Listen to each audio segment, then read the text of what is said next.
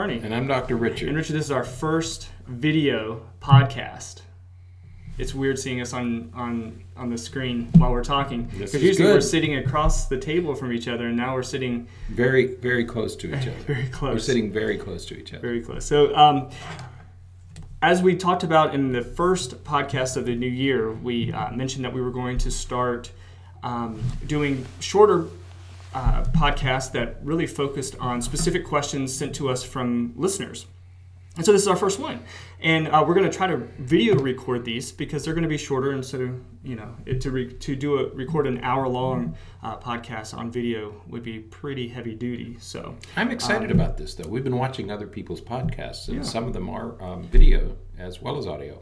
Absolutely. And I like what I'm seeing, so I'm glad we're entering this this arena. Trying something new. Trying something new. So, so we have our first email, and this email comes from Dave. So I got to figure out how to be able to look close to the camera at the same time that I'm reading. Put it right down here.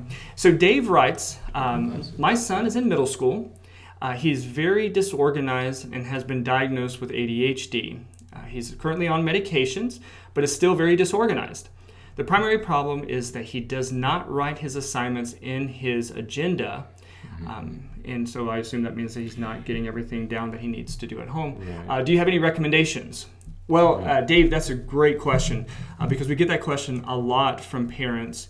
And I guess the first thing that we have to mention very briefly is that when a kid with ADHD is placed on medication, the medication does a great job of providing some neurological support for the inattention symptoms and for the hyperactivity symptoms and those kinds of things. But what the medication doesn't do is the medication does not teach any skills. That's right. It's not an academic intervention, and it doesn't teach a skill. The medication doesn't teach a new skill. Right. But from what Dave is asking here is that his son needs to learn how to do this. Right. Okay. He needs to learn those skills. Right. And so what the medication does is the medication makes you available to learn these new skills. Right. But we still have to teach the new skills. Right. And so as a parent, what that means for you is that you have to service his frontal lobe. You have to be his executive function system. You have to provide that support for him and teach him the skills that he needs to learn. And so that's your role as a parent of a child with ADHD, even when he's on medication. Right. And we've talked about this before, that rather than punishing a child for not using his or her agenda, you have to teach the child how to do that. Right. Teaching a new skill rather than punishing some undesirable behavior, or what we see as an undesirable behavior. Right. Okay. And as a parent of a kid with ADHD, and as professionals who get to work with kids with ADHD an awful lot, there's a couple things that we would recommend. The first thing is that want to avoid too much punishment for not using the agenda. Using an agenda is tough for kids with ADHD because he probably, Dave, you said he's in middle school, but your son probably, honestly, vehemently, that's a country, believes that he can remember what his homework is. And so to sit down and to sit down and write it out is a lot of work that he probably perceives as unnecessary. I don't need to write it. I can remember this. Right. And so he's not going to write it down because he believes he's going to remember it, and that there's no problem with that. So we have to not fall into the trap of punishing in those situations because certainly it's not his fault. He's probably believing that he can do just fine without the agenda. Right, and I think what parents need to avoid here is they need to avoid making attributions for why the child isn't using the agenda. Frequently parents will say, well, he's just being defiant. I've told him 100 times to use the agenda, and if he's not using it, it's because he's being defiant. No, he's not being defiant. It's a habit that he doesn't have. He probably never has kept an agenda. So it's a habit the child has never developed over time, and it's a skill that he doesn't know how to do because he's never done it. Right. Okay, so this is a skill deficit, and it's a habit that he needs to build. Right. It's not defiance, so don't punish. Right. Again, don't punish the child. Let's talk about the behavior. Right. So there's 4 recommendations that we're going to talk about for dealing with this issue. The first one is pretty straightforward and is especially helpful if your son has like a 504 plan or something like that at the school. If he has a diagnosis of ADHD and you choose to take that route, you should be able to get him a 504 plan, which will afford him some accommodations and things in the school. One of the accommodations we make in that situation is we recommend checking in with teachers. So at the end of the school day, have him go talk to the guidance counselor, or his last teacher of the day is sort of charged with the task of looking through the agenda to make sure that everything is written down. Right. If anything isn't written down, or if there's stuff missing for any particular classroom, then you kind of send the kid back to that classroom to write down what's needed. So all he has to remember is to see somebody at the end of the Right. day. Remember one thing, Right. See somebody at the end of the day. Then everybody can take care of the agenda after that. So instead of remembering all of his subjects, all he has to do is remember to see one teacher, and that'll be a prompt for him to do the agenda, Right. get the assignments written. Right. So that's one way to do it. Now, again, you mentioned that your son's in middle school. That recommendation is especially good for elementary school, only because it's the Right. same teacher all day long.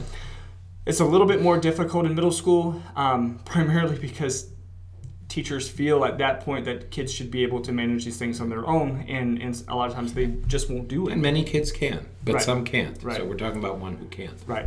So that's one thing you can try. You can check with the school to see if they will do that. And again, check for 504 plans, see if that's a possibility. The second and the last 3 recommendations are going to be more specifics to things that he can do himself.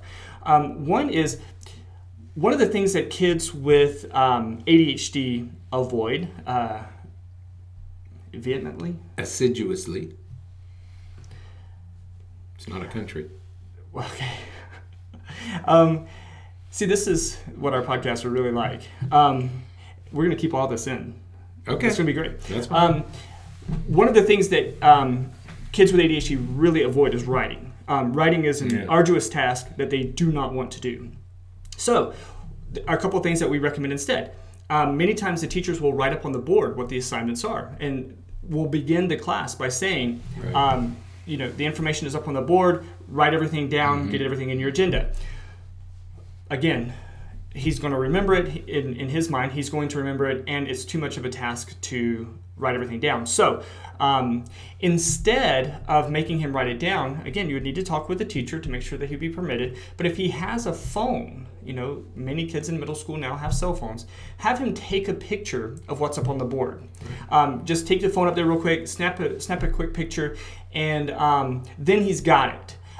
He doesn't have to worry about writing anything down. He doesn't have to worry about remembering anything. The picture's there, and then at the end of the day when he gets home, all you have to do is pull up his pictures, and there they are. And he should have a picture for every class, and that's all he has to remember.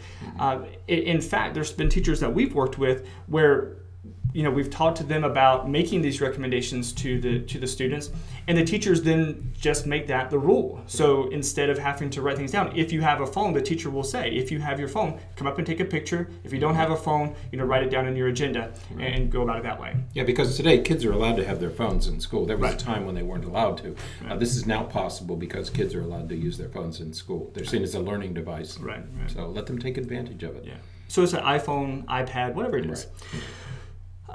Going along with that, if the teacher won't allow phones out during the day or something like that, usually if they don't allow them out during class, many times kids can have their phones out in between classes. So another strategy to use is most phones nowadays have a voice recorder.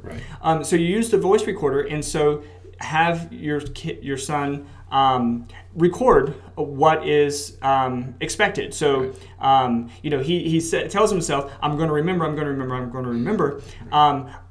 But if he uses the voice recorder, all he has to do is remember it for the minute that it takes to get out the classroom door, Right. and then he can record it into the phone. And again, then you have sort of a running record of what is going on. Right.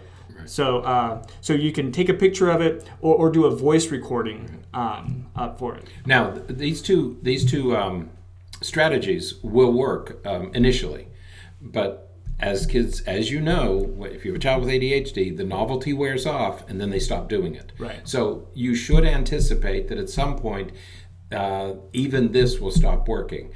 So you have to come up with another strategy. That's all you have to do.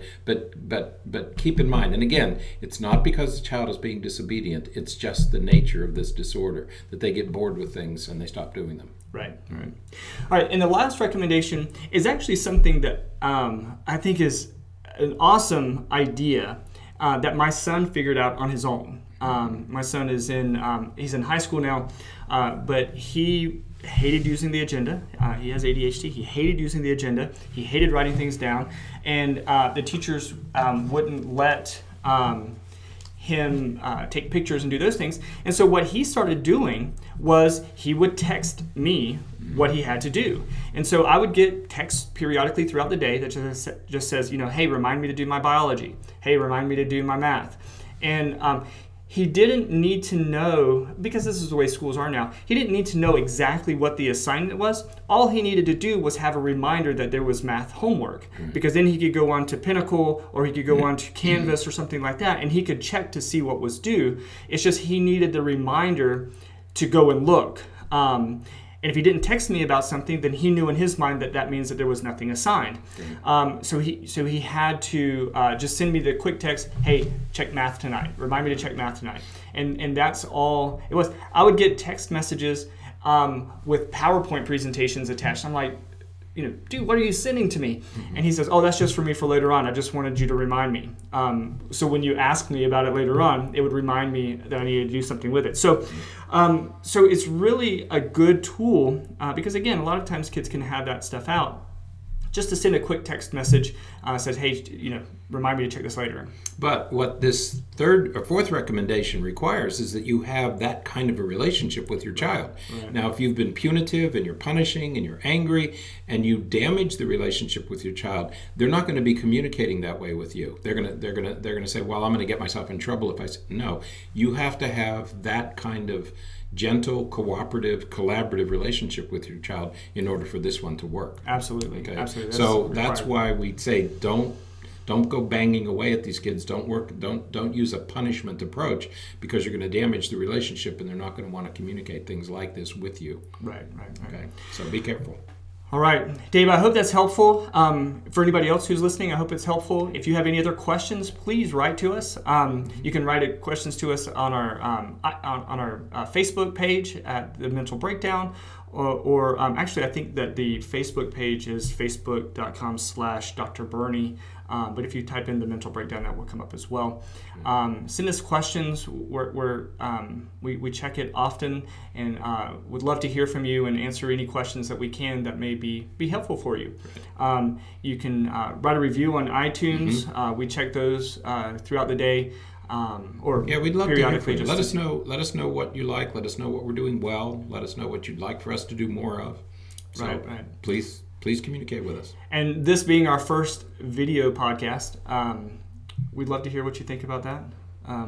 I think that I have to develop a good side. I don't have two bad sides. And I think you kept reaching and things like that. So that didn't show up. Well, it did.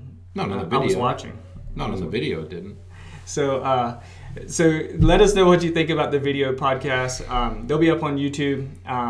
We're trying to build up our YouTube channel to include a lot of these things and some of our workshop stuff and everything. So check us out. We're out there in as many places as we can be.